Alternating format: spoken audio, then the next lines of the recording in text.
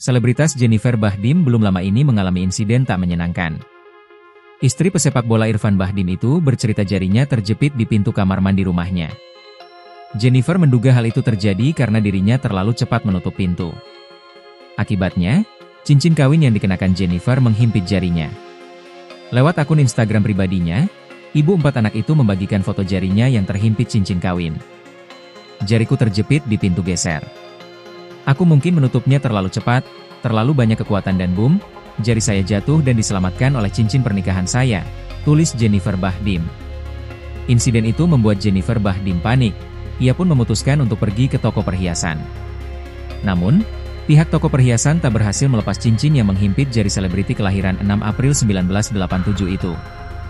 Pihak toko perhiasan kemudian menyarankan Jennifer untuk meminta bantuan petugas pemadam kebakaran, damkar. Tim damkar berusaha mengembalikan cincin yang menghimpit jari Jennifer ke bentuk asli. Tetapi usaha itu tak berhasil.